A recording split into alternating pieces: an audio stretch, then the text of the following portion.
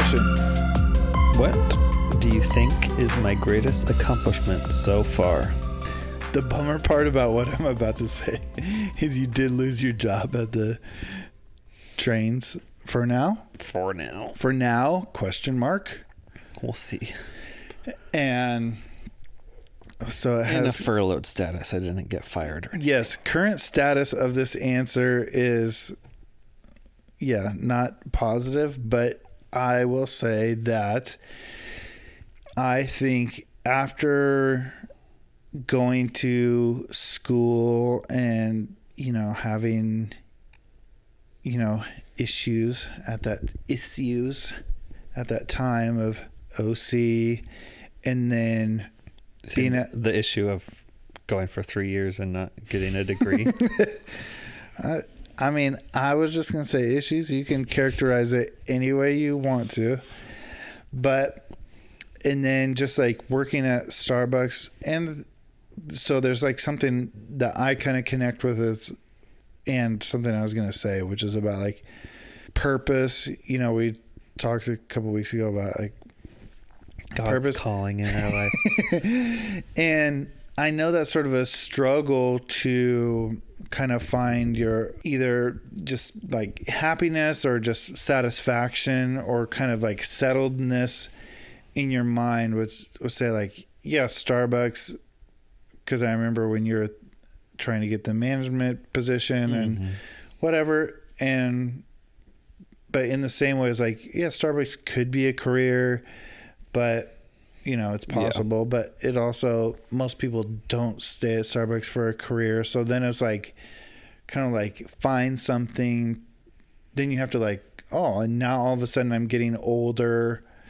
And so my answer to that would be like, not that everything in your life was perfect, because, nothing's ever perfect, but, continuing to try to find a thing and ending up at Amtrak and then going through the training and, then being there for a couple years in a way, you were, finally satisfied in doing that. So that was kind of a cool journey to go on, because I think, I don't know, it's a challenge to sort of, and even more so nowadays with social media and everything, to feel like you have to be,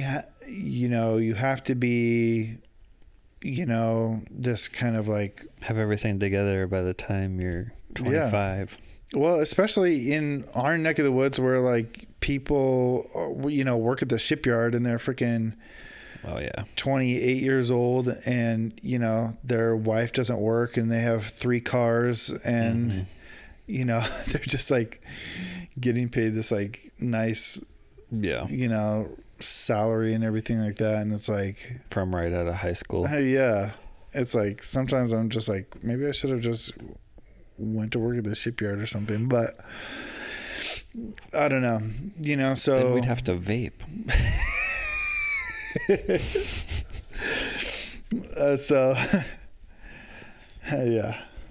Vape niche. So it's like, I don't know, just seeing you go through that process and keep your sanity somewhat, and find something that made you happy and things like that. Yeah, that's what I would say. Especially at Starbucks, I was like trying so hard to break out of like that frontline positions and get into management, and really my goal was to get to like the corporate building, not even in the stores. But I was working on that forever, and it definitely like changed me mentally and like confidence wise and stuff like that, when I got the job at the train. And I do and it was like not just getting it, because that was just effort of applying and interviewing, but also like going to the school in Delaware for 2 months and passing all that stuff, and then keeping up on that. And I do feel like I do a good job there, so I feel like accomplished as I'm doing the job. So I agree. What's your biggest accomplishment? I don't know. My hair. You got up the stairs earlier. That is a big accomplishment right now. Just kidding. The first thing that came to mind, which I feel is like the truest thing since it came to mind, is your children and how you've raised them. And I know you always... This isn't an alligator thing again, is it? I know you kind of like joke around or even say like you're not self-conscious, but like you're thinking about like, how does my actions affect them? And I don't think you've ever said like, I feel like I'm a good or bad parent. I don't think you've ever said that, but I think you've done a good job definitely with them like hanging out, especially now that Landon's older and him like expressing himself more and just seeing how you act with them and stuff like that, I think is a big accomplishment, especially just in today's world. Yeah, thank you. I feel like, I appreciate that. I mean, definitely, I think it's the thing I sort of hang my hat on most is being a parent. It's probably the one thing I sort of care about most. Yeah. I'm definitely not a perfect parent by any means, but just in terms of things that sort of matter to me. Yeah. I wish more things matter to me, but that one does matter to me a lot, so. Well, yeah, definitely. Yeah. It reminded me because we were talking about this and just when we were talking about like what is your purpose, yeah, you know, the one thing I think about is like, because I've been to Cambodia so many times, it's always sort of on my mind in terms of like an experience I had. It's not like I went on a vacation somewhere and I sort of like forget the reality of that, but because I'm in contact with those people all the time and been invested there in my small way, it is sort of funny to sometimes compare the things we think about and the things we care about and the things that go on there. And I'll tie it into this, because I think this helps it make more sense. Like at church, if there's a point somebody's trying to make from the Bible or something like this, or like, something to like put it into practice, or to like take, here's what these verses for sure mean. Right. And I always do this little thing in my head, like, oh, does this explanation work if I was in Cambodia or something? Right. And it just so happens that a lot of the things that we take, as sort of like, the truth of like how to apply this verse or something is sort of like more based in our culture than it is based in sort of like this universal principle, because the universal principle is, usually somewhere down deeper, because it's like, and that's what I think is sometimes about those purpose questions that is sort of interesting to me. And I wasn't maybe in the headspace to sort of explain it when we talked about it a couple of weeks ago. And that's like, what is your purpose, here is different than, what is your purpose to somebody. And because I like to sort of figure out, my brain works to sort of like figure out the way the world works. You know what I mean? So if you ask me like, what's your purpose? Then I'm like, well, I know what I would say, but I don't know what. I start thinking about like, what would somebody else say in, like in Cambodia or Yeah, or someone that like their world is maybe just like a smaller like village, you know, it's like, Yeah. and they might say like their purpose is to like take over their family's, you know, farm or whatever. Yeah, and they wouldn't even think of, you know, something Right. like we would think of in America where it's like you can do whatever you want. Right. That was a perfect example of what I was going to bring up is like to them, they, you know, being committed to their family and like not moving out of town to pursue a job, but staying in town where you're going to be way poorer than you could do a million other things that would make you even marginally more money and could make a difference. But you know, you're showing honor to your family by staying around and supporting them and being that presence there with them.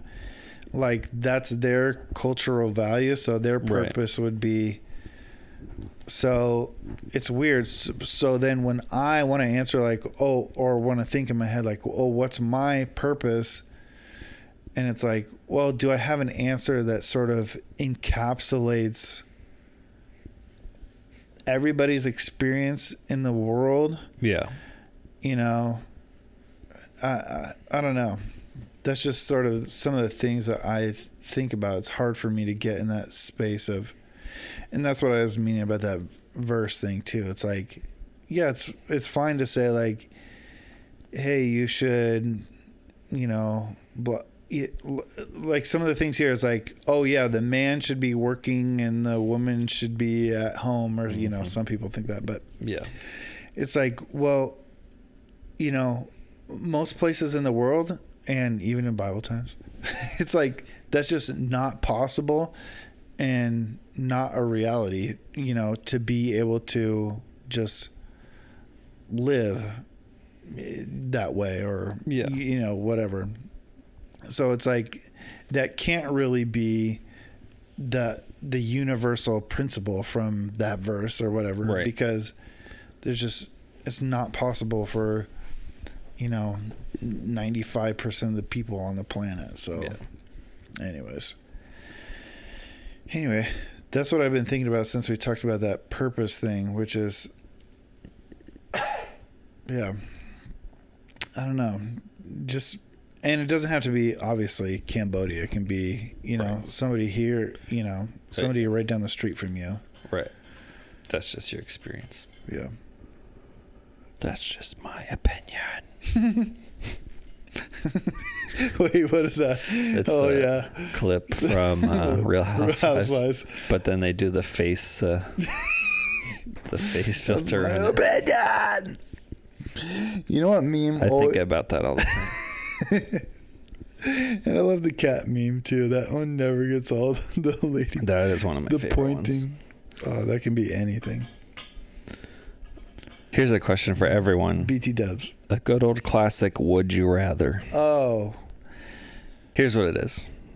Would you rather be stuck in a world where time stopped, so you're the only one that's still moving around and everyone else is just like frozen? Oh yeah. So it's like you could go to the other side of the world if you could get there, you know, like steal a plane or whatever, and you're just free to roam. Kind of like I Am Legend minus the zombies. Except you'd have to fly yourself there in a plane, and I don't know if you know how to fly a plane. Well, you could get a book. You have all the time in the world now. Oh, it's for an indefinite period of time. Yep. Or, so that's one. Or would you go Groundhog Day / Palm Springs style the Forever? same day? Forever? Let's put a time limit on it. For Okay. Both of these things, let's say... They're really not different, though. But they are. The other, also, if you remember Groundhog's Day or Palm Springs, there's still like people, you know, you can still interact with people and all that stuff. But this is a short amount of time. So it's like, it's always, so you couldn't like, always like go around the world because you'd be wasting your 24 hours before it restarted. Yeah. Okay, let's say 100 days. Sure. 100 Groundhog Days or 100 everybody is. I feel like that's not that bad though. I feel like the frozen one for 100 days wouldn't be that bad. A year. 100 years. 100 years? Yeah. Well, let's say till you're 70. Do you have to make food? Yep. Okay, because that's what I was going to... That would be the hard part about 100 years of everybody's frozen. Mm-hmm. They would just... You'd have to fend for yourself for 100 years. Yeah. That's okay, let's make it shorter. Time. 20 years. That's still a long time. You have to fend for yourself. There's stores still. That stuff on the shelf is going to go bad. You'll be eating just spam. Freezer. You better find a freezer then. You better grow something. That's what I'm saying. That's the difficult part. And there's some, I didn't say this. There's some didn't say it was going to be fun. There's some like frozen migrant worker there that you have to like move out of the way to just plant your stack corn. them all on the side as as a scarecrow. Oh man. Somehow they're sort of supernaturally not. I feel like decomposing. Yeah.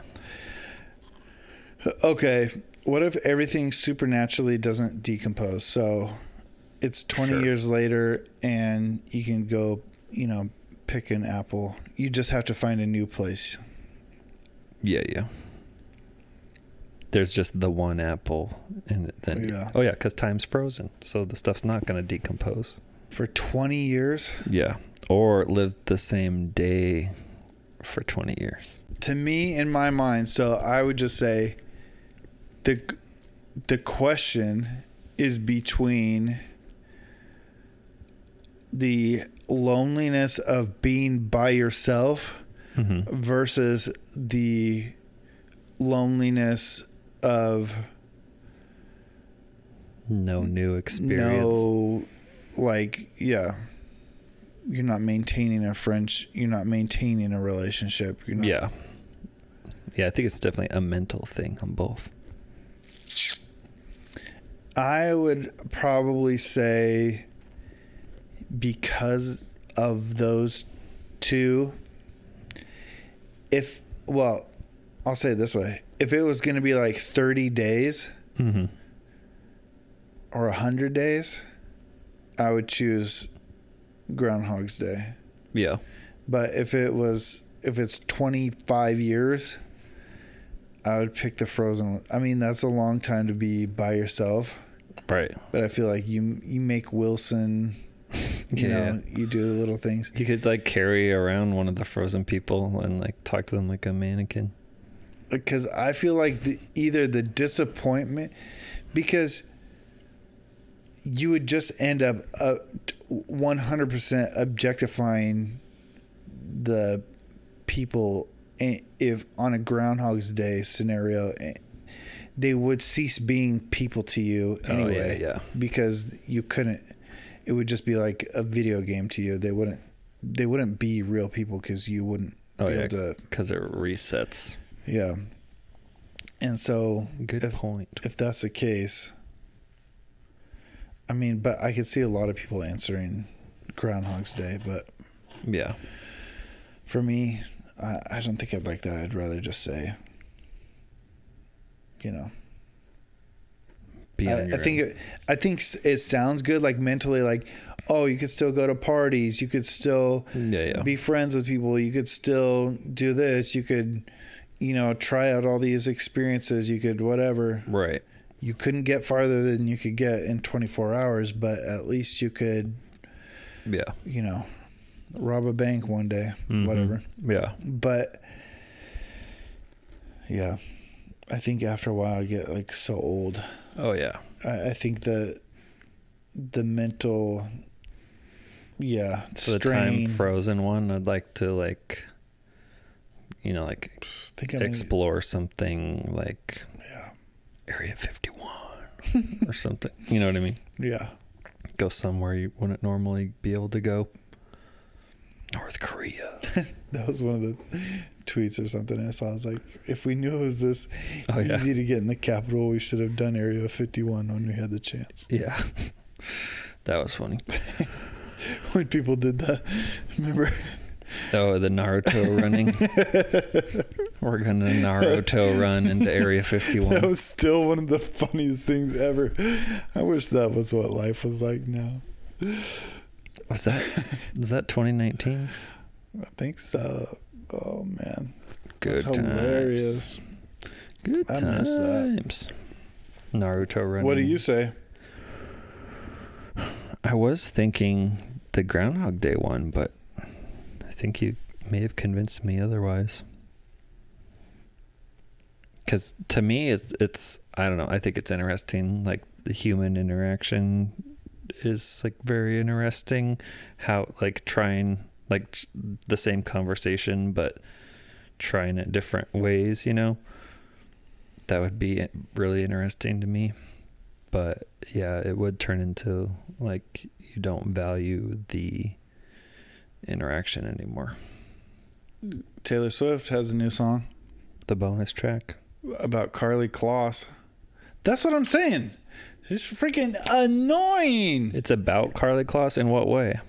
Did they have a falling out? Yeah, she supposedly leaked stuff to Scooter Braun about her because Carly Kloss is still friends with Scooter Braun, even though, as you know, Scott Horchata or whatever his name is. No, it's like Borchetta or something like that. Who owned her music, who sold it to Scooter Braun. Then there's also lyrics that they think are about him. Yeah. And they obviously are. But it's like, get over it. It's so much drama, especially even about the song stuff. That makes me so irritated. It's not really about her because some people are just dumb. So that's fine. It's people who think she's smart. That's what bothers me about it. Because it's like, she's just a normal person. So like, yes, she's, emotionally, 12 years old and has never grown up and happened to write some songs that people like. And now she has bad relationships and sees the world very selfishly because she's lived a selfish, insulated life from being so popular. Okay, fine. Tell us how you really feel. So she's just a normal, but even though she has a lot of money and runs around with a lot of popular people, she's just a normal, like, normal human being that's just a weirdo and has her own like problems and stuff like. But it's people who think she's so smart and so amazing and so the best songwriter ever and so gets it and so everything. It's just like that's what makes me mad. Like this guy like sold her music to, like, he doesn't owe her to sell the music back to her. And even if he lied about doing that, I mean, that's not good, but it's also like, yeah, and how do you really sneak away like buying all your music? I don't know. Yeah. And the same with it's just, I mean, yeah. Get over it. Update. Here, Update. Let's do one thing real quick. Put your feet up on there and get comfortable and hold the microphone. This is going to get your reaction to something. Are you going to fart? I farted earlier. No. I'm not going to fart. I'm trying to get up. Okay. I have to put the microphone down, but you can, just this is an update? No, just narrate your thoughts of this experience you're going to have. First of all, right now, I have no idea what's going on. Okay. Okay, Will's taking off his headphones. Wait, I'm narrating my experience. Yeah. Okay, I'm sitting in the chair. What? Comfortable. I'm overacting, of course. Oh, Will is. Oh, you got this for Christmas, right? No, I just got it. Got it one day. Oh. Will, that's not the pouring rain you hear outside. That's Will's weighted blanket with sand. Oh. Now what's happening is Will has some instruments he is putting over me. He has some little paper things he's putting in my mouth.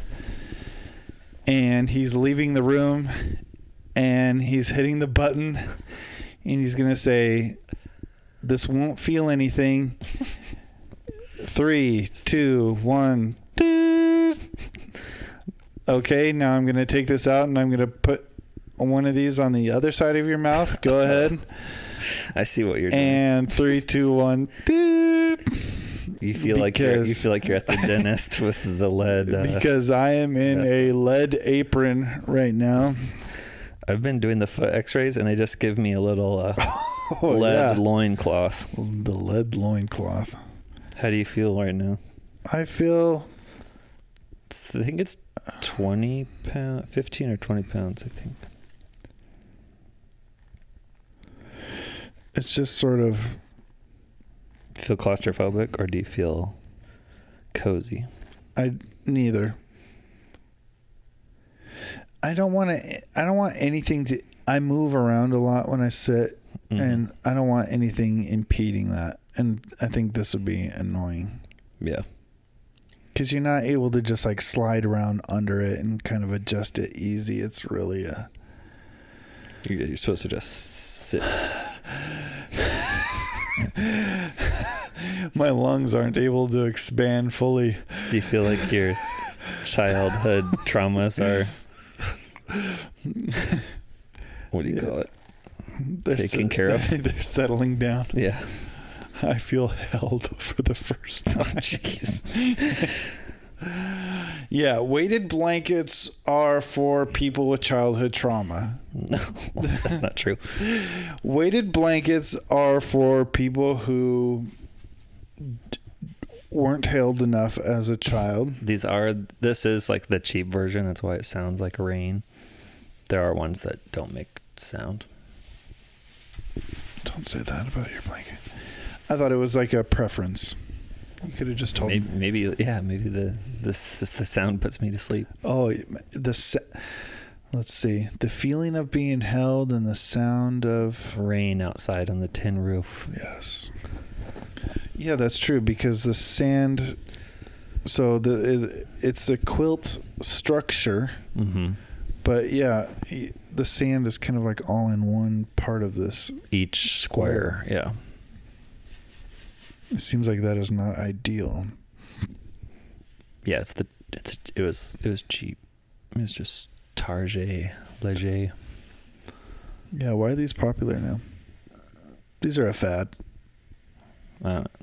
Works for me. Yeah, if it works, it works. I have sensory issues, okay? I actually just got different sheets. I got like the smooth satiny sheets, and it's like way more comfortable to me. Yeah, this weighted blanket what's this do? It helps you fall asleep faster. Yeah, it's just it's just like comfortable. Yeah, it's like comfortable and calming. Some people say it helps with anxiety. I don't really have anxiety, so I don't know. Yeah, that's why, because when you're a small child and you go, Mommy, I saw something outside the window while I was trying to fall asleep, a shadow. It came by the window. And you're shaking. Is there something outside, Mommy? I can hear it. Mommy. Now, what you're supposed to do as a parent, good parent, we've already established that I'm a great parent, but so what I would do in that circumstance is I would comfort them, I'd hold them. And I just peek my head in the door. Nope. Even though it's probably, I'm already getting so hot under here. Really? I don't think it's that warm. Do you keep it up to your neck all the time? I used to, like the last month, I had it on the bed the whole time. Oh, yeah, I'm getting warm under here. I would comfort them, even though there's probably not a boogeyman outside, or in the closet. Probably, yes. But you still hold them, and you still give them a little time to, get calm, stop shaking in your arms, and then you try to assure them it's going to be okay. But for people whose parents said, "Get back in your room. Yeah. Your mom and I are busy wrestling." That's what kind of person needs this blanket. Yep. The U.S. Postal Service accepted my change of address. That's exciting. Yes, we are recording in the new studio. Oh. You just doxed me. Beep that. Edit that out. Doxing live.